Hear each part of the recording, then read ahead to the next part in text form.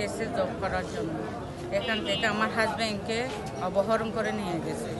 নেওয়া যাওয়ার পর 3 দিন নিখোঁজ ছিল। নিখোঁজের পরে ওরা মারমার থেকে আমারে কল করছে, বলতেছে তোমার হাজব্যান্ডকে যদি পেতে চাও 3 লাখ টাকা দিতে হবে। 3 লাখ টাকা যদি না দেন আপনার হাজব্যান্ডকে আমরা মেরে ফেলবো, এরকম বলছে। অনেকবার ফোন করে করে আমাকে হুমকি দিতেছে। আমি অনেক কষ্টের বিনিময়ে আমি 1 লাখ টাকা দিতে ওদেরকে। দেওয়ার পরে ওরা আবার মানে কি বারবার হুমকি দিতেছে আমাকে, মানে টাকা দাও না হলে হাজব্যান্ডকে মেরে ফেলবো। একদিন সময়ে আমার হাজব্যান্ড ওদের মোবাইল থেকে মেসেজ দিয়ে মায়ানমার সেনাবাহিনীদের কাছে, তখন মায়ানমার সেনাবাহিনীরা আমার হাজব্যান্ড থেকে ওখান থেকে উদ্ধার করে। এখন মায়ানমার হাজার থেকে আজকে নিয়ে আসছে। বর্মা কেন গেছে, কোথায় যাচ্ছে, সে কিভাবে গেছে, কার সঙ্গে গেছে? কার সঙ্গে আমি জানি না, আসলে আমরা কই। তো আপনারা খবর কিভাবে জানছেন? মানে মেম্বার থেকে জেল থেকে ফোন করছে, এইটা জানছি। আর এই যে আজকে এখানে আসবে, মানে আমাদের সরকারি এক থানা থেকে কইছে বলছে, মানে আমাদের ছেলে আসছে রিসিভ করার জন্য কইছে। কতদিন আগে গেছিল? এখন তো আসতেছে, গেছে 9 মাস হয়েছে। এখন তো ফেরত আসতেছে। কেমন লাগছে? আলহামদুলিল্লাহ ভালো লাগছে, অনেক ভালো লাগছে, ধন্যবাদ। 7 নম্বর ওয়ার্ডের মেম্বার টেকনাফের। তো আমার এলাকার একটা ফিশিং বোটের 5 জন লোক মাছ ধরার জন্য গেছিল। ওরা মাছ ধরে ওখানে সমুদ্রে মাছ ধরার জন্য যাওয়ার পরে ওখানে ওদের ইঞ্জিন বিকট হয়ে যায়। তারপরে তারা আর এখানে যোগাযোগ করতে পারে নাই। হঠাৎ করে তারা প্রায় 7 দিন কি 8 দিন বা 15 দিন এরকম হবে, আজকে দীর্ঘ 10 মাস আগের কথা।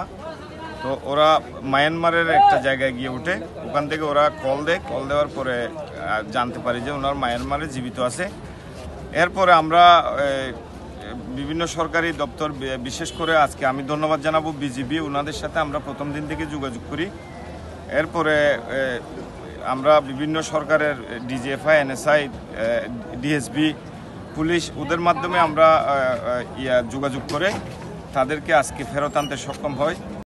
বাজার আনের আর 12 বাজার খতম গিয়ে 13 বাজার আর বাচ্চা আছে আর পারাম মাঝে একখানটু 12 জন বরাবর একজনের কোনো খবর নাই। যাই বললাম দালাল করে দালাল লইয়া হয় না, দালালে করে লই গিয়ে তোমার মানুষের জায়গায় দিয়ে দিবে, হারাই ফেললে ওই বই লগিয়ে বই। আপনারা কিভাবে জানছেন যে আজকে এখানে নিয়ে আসবে? ওরা আমাদেরকে মেসেজ দিছে এবং কি কাগজ পাঠাইছে, মানে আজকে নিয়ে আসবে আমার হাজব্যান্ডকে, সেটা বলছে। এখন তো আপনার স্বামী ফিরছেন, কেমন লাগছে এখন? ভালো লাগতেছে, 10 মাস পর আমার হাজব্যান্ডকে আমি ফিরিয়ে পাবো। আর আপনার স্বামীকে কারা অপহরণ করে নিয়ে গেছিল? মায়ানমার থেকে কে নিয়ে গেছে সেটা তো জানি না।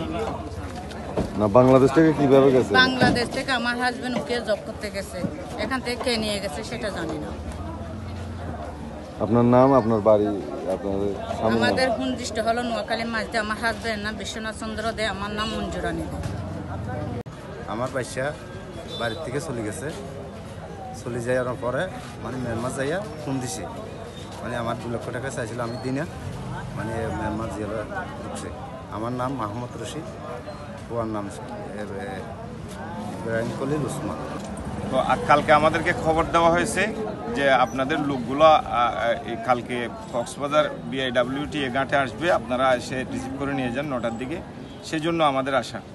তো আজকের এই ইয়াতে আমি সবচেয়ে বড় একটা ধন্যবাদ জানাবো যে আমাদের এলাকার পক্ষ থেকে, এলাকাবাসীর পক্ষ থেকে বিজিবিকে, ওনারাও অক্লান্ত পরিশ্রম করে আমাদের স্বজনদেরকে আমাদের হাতে ফেরত দিয়েছে।